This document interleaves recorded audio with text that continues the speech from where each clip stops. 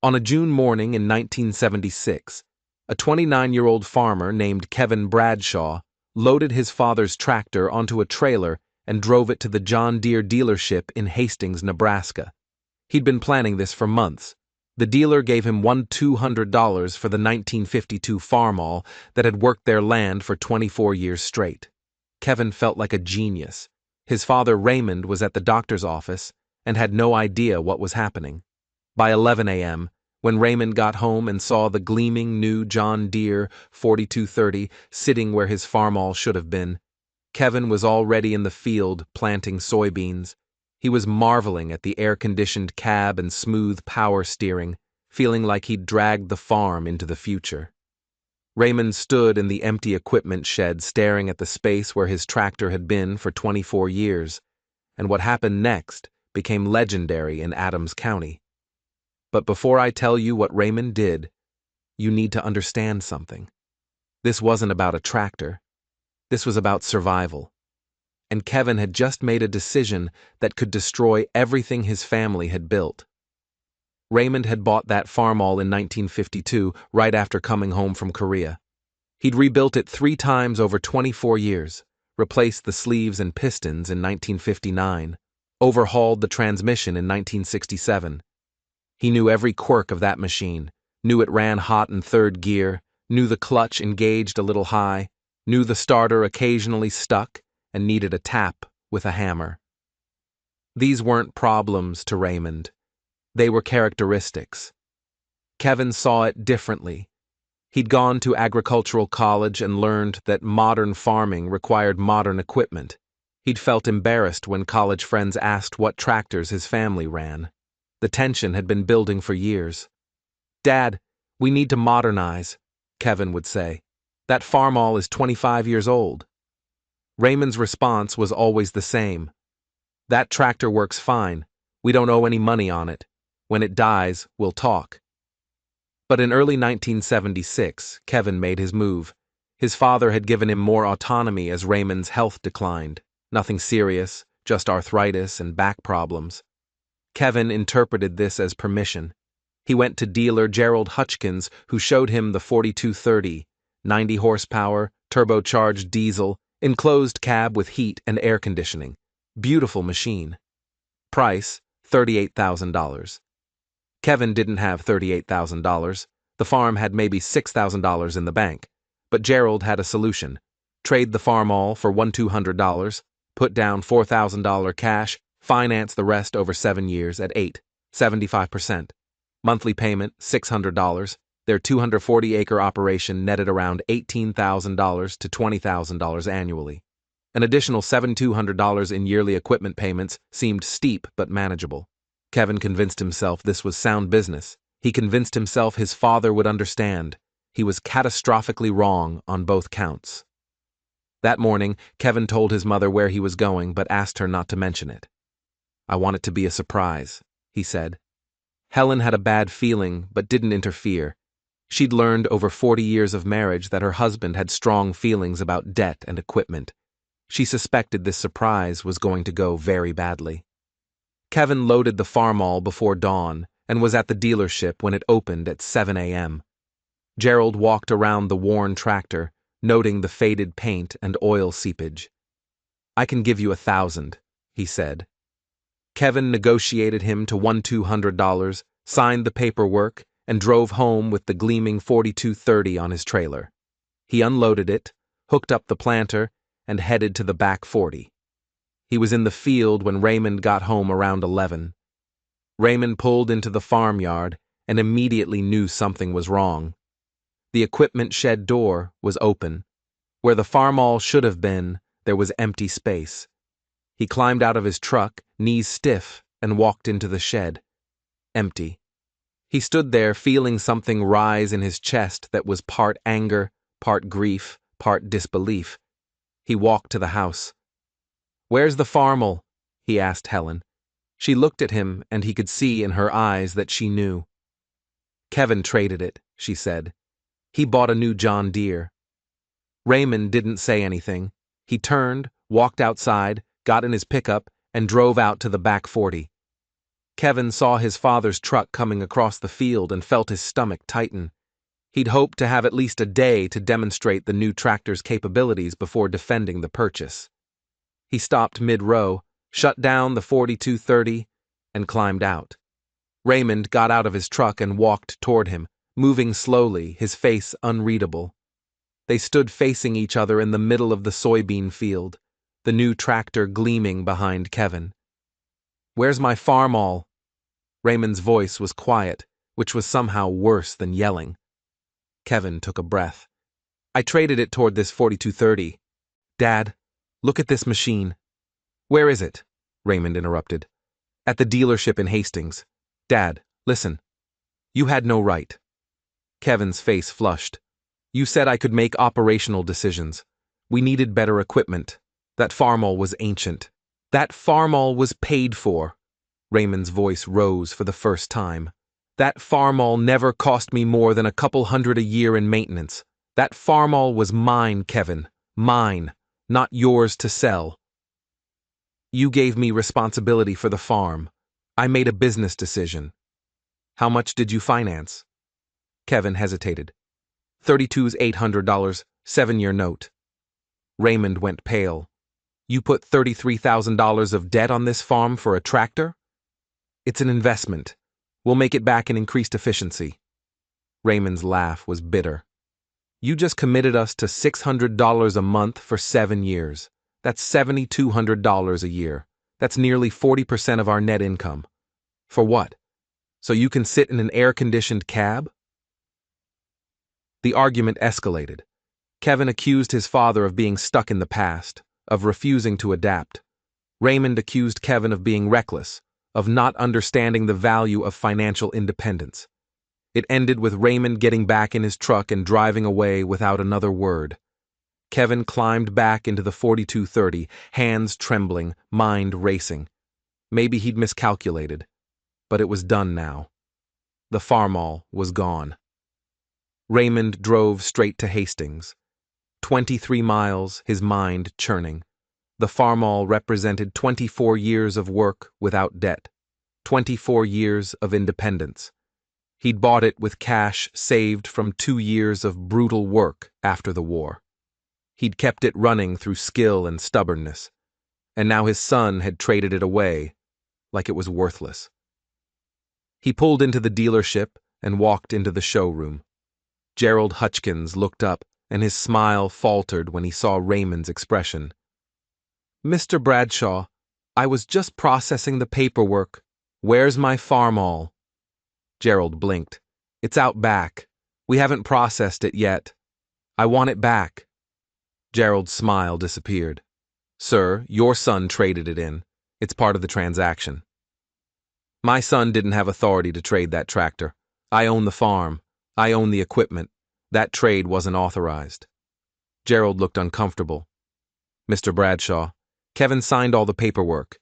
He represented himself as having authority. If there's a dispute, that's a family matter. Legally, the transaction is complete." Raymond pulled out his checkbook. "How much do I need to pay you to get that Farmall back?" Gerald hesitated. "Well, we credited him $200, but now it's dealership property." "How much?" $1,500. It was highway robbery. Gerald was adding $300 for basically storing the tractor for 3 hours. But Raymond didn't argue. He wrote the check, his handwriting shaky with anger or emotion or both. "I also want you to cancel the sale of the 4230. Gerald shook his head. "I can't do that. The contract is signed, the financing is approved, the tractor's been delivered." Raymond's jaw tightened.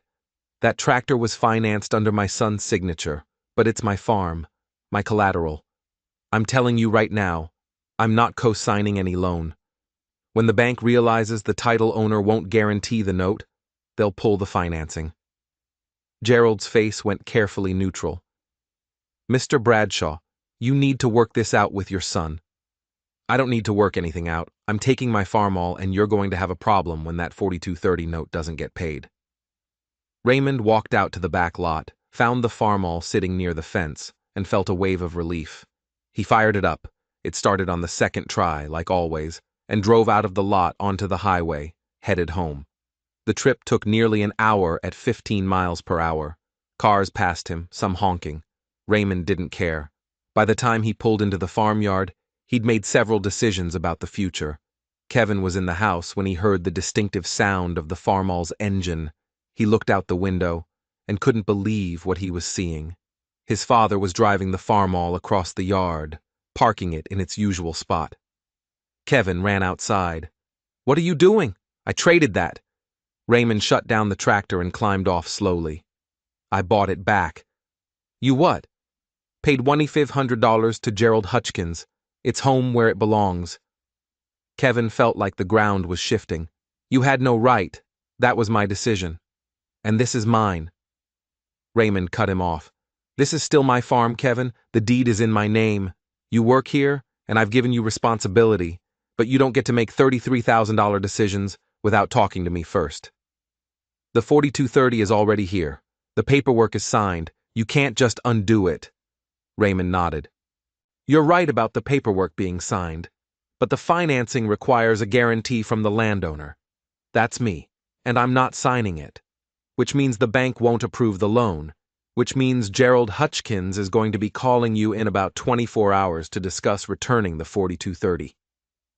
Kevin stared at his father. "You're sabotaging this." "I'm protecting this farm," Raymond said quietly. "You made a decision that would put us $33,000 in debt for a tractor we don't need. I'm undoing that decision." Kevin didn't speak to his father for the rest of the day. That evening, Gerald Hutchkins called. The bank had flagged the loan, requiring Raymond's signature as property owner. Without it, they wouldn't fund the purchase. Kevin, his voice hollow, said he'd return the tractor in the morning. The next day, Kevin drove the 4230 back to the dealership, less than 24 hours after bringing it home. Gerald charged him a $100 restocking fee and returned most of the down payment. Kevin drove home feeling humiliated and angry. But over the next few weeks, something shifted. He kept farming with the Farmall, and as his anger cooled, he started paying attention to things he'd overlooked. The tractor did work. It was slower, less comfortable, less powerful, but it worked, and it cost him almost nothing to operate. Then, in late July, everything changed. A neighbor named Frank Morrison lost his farm. Frank was hard-working and smart, but he'd borrowed heavily in the early 70s to expand. New equipment, additional land, modern facilities. When commodity prices dropped and interest rates rose, he couldn't service the debt. The bank foreclosed. Frank's auction was held on a Saturday morning. Half the county showed up. Kevin attended with his father. They watched as Frank's John Deere 4430, only 3 years old, beautiful condition, sold for $28,000. Frank had financed $45,000 to buy it new. He still owed $37,000. The auction sale didn't even cover the loan. Frank lost the tractor and still owed the bank $9,000. Kevin and Raymond stood at the edge of the crowd. Raymond said quietly, "That could have been us if I'd signed that loan guarantee. One bad year, one price drop, and we'd be standing where Frank is." Kevin swallowed hard. "I didn't understand." "I know," Raymond said. "But now you do." They drove home in silence. When they got back to the farm, Kevin did something he hadn't done since he was a teenager. He asked his father to teach him how to rebuild the Farmall's carburetor. They spent the afternoon in the equipment shed, Raymond showing Kevin the same skills his own father had taught him. As they worked, Raymond talked, not lecturing, just sharing. "This tractor is simple: 4 cylinders, a magneto, a carburetor, a transmission with gears instead of hydraulics. There's maybe 20 things that can break, and I can fix 19 of them myself. That 4230 you brought home? Beautiful machine. But it's got a turbocharger, electronic controls, hydraulic systems I don't understand. When it breaks, and it will break, Kevin, they all do, you're at the dealer's mercy. Could be a $500 repair, could be $5,000. And you can't fix it yourself. You're dependent. And dependence in farming is dangerous." Kevin listened. Really listened. So we just never upgrade? Never modernize? Raymond shook his head. I didn't say that. I said we don't finance equipment. If you want a newer tractor, we save for it. Takes longer, but when we buy it, it's ours. No payments, no bank calling. You want to know the secret to surviving in farming? Kevin nodded. You make sure that when the bad years come, and they always do, you can afford to keep farming. The way you do that is by not owing money. The minute you owe money, you lose control. The bank owns you. They don't care about your family or your land or your future. They care about payments. Over the next few years, Kevin learned to appreciate what they had. He got better at maintaining the Farmall, started seeing it not as an embarrassment, but as a tool that had proven its value over decades, and he saved money. By 1982, when the farm crisis was in full swing and foreclosures were happening across Nebraska weekly, the Bradshaw farm was one of the few in Adams County that wasn't under stress. They had no debt. They owned their land free and clear. They ran the same old equipment, but it was paid for. When other farmers were losing sleep over loan payments they couldn't make, Raymond and Kevin slept fine. In 1985, Raymond officially retired and deeded the farm to Kevin. Afterward, Raymond said, "The farm is yours now. Run it however you want. But remember what I taught you." Kevin looked at his father. Never finance equipment. Raymond smiled. Never finance equipment. Here's why this story matters beyond one family in Nebraska. What Raymond did, buying back that Farmall, refusing to guarantee the loan, forcing his son to return a new tractor, looked like stubbornness or old-fashioned thinking or even cruelty. Kevin certainly saw it that way at the time, but Raymond understood something crucial. In farming, flexibility is survival, and debt destroys flexibility. When you owe money, you lose options. You can't afford a bad year. You can't afford major repairs. You can't afford price drops or weather disasters. You're locked into a treadmill where you have to generate enough revenue every single year to service debt. And if you can't, you lose everything. The Bradshaw farm survived the 1980s crisis because they had no equipment debt and no land debt.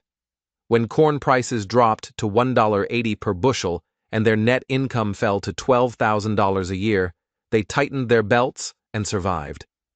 They couldn't have made a $7,200 annual equipment payment on $12,000 of income. Nobody could, but they didn't have to. According to USDA data, over 235,000 farms failed between 1980 and 1987. The common denominator wasn't lack of skill or poor land or bad luck.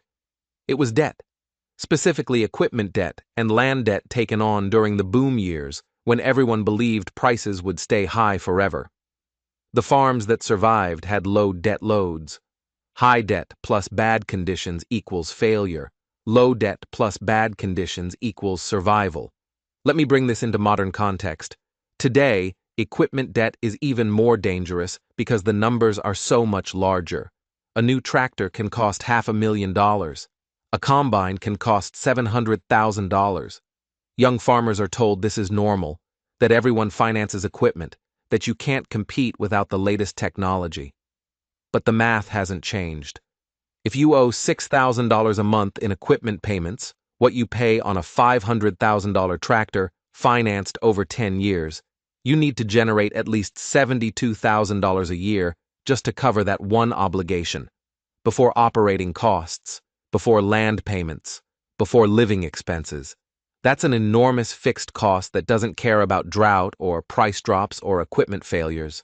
Compare that to farming with a 20-year-old tractor that's paid for. Maybe it breaks down more often. Maybe it's slower, less efficient, less comfortable. But when it breaks, you're looking at a $500 repair, not a $5,000 dealer bill. And most importantly, if you have a terrible year, you can afford to fix it and keep farming. The guy with the $500,000 tractor and the $6,000 monthly payment, if he has a terrible year, he's done. He can't make the payment. The bank takes the equipment and often the land with it. Kevin Bradshaw, now 77 years old, still farms that 240-acre operation. He runs newer equipment now, a 2005 John Deere 7420 that he bought used in 2015 for cash. But the philosophy hasn't changed. No equipment debt. Ever. He told me something that stuck with me. My dad buying back that Farmall was the best thing that ever happened to me. At the time, I thought it was the worst. I was humiliated. I thought he was being unreasonable. But he saved my future. If that 4230 had stayed, if I'd made those payments for a few years and then hit the 80s crisis, I'd have lost the farm. No question. Dad knew that. I didn't. And he loved me enough to embarrass me and make me angry rather than let me destroy what our family had built. The 1952 Farmall is still on the Bradshaw farm, by the way. It sits in the equipment shed, fully restored, still functional. Kevin rebuilt it completely in the 1990s as a tribute to his father. It's 72 years old now. It's outlasted the 4230 Kevin tried to buy, which has probably been scrapped or is rusting in someone's back lot. The Farmall is slower, weaker, outdated by every modern standard, but it doesn't owe anyone money, and it's still there. If you're farming or thinking about getting into farming, learn from Raymond Bradshaw. Don't finance equipment. Save for it. Buy used, buy old, run it until it can't be fixed anymore. And when someone tries to tell you that you're falling behind, that you need to modernize, that everyone finances equipment, remember Frank Morrison standing at his own auction watching his life get sold off. Remember Kevin Bradshaw, angry and humiliated, driving a brand new tractor back to the dealership because his father refused to sign a loan guarantee. And remember that the ones who survived all have one thing in common. They got out of debt, stayed out of debt, or were forced out of debt by someone who loved them enough to make the hard choice. Raymond Bradshaw died in 2003 at 89 years old. At his funeral, Kevin told the story about the Farmall and the 4230 with humor and love and gratitude. My dad was the most stubborn man I ever knew, Kevin said. And that stubbornness saved our farm. He refused to finance equipment. He refused to let me finance equipment. He bought back a tractor I traded away before the sun went down. And he did it because he understood something I didn't, that staying out of debt is more important than looking successful. I spent my whole life farming, and I never made a loan payment on a piece of equipment. Not once, because my dad taught me that financial independence is the foundation of everything else. And I'm teaching my son the same thing. What would you have done if you were Kevin? Would you have been angry when your father bought back that Farmall? Or would you have understood immediately why he did it?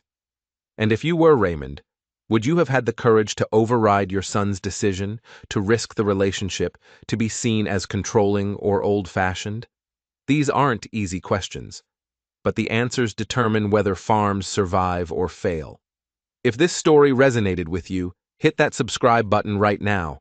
Share this with someone who needs to hear it, especially young farmers being told that financing a $500,000 tractor is normal and necessary. Show them what happened when Raymond Bradshaw bought back that Farmall. Show them why the old man was right. The newest tractor won't save your farm, but staying out of debt might. Thanks for watching, and I'll see you in the next one.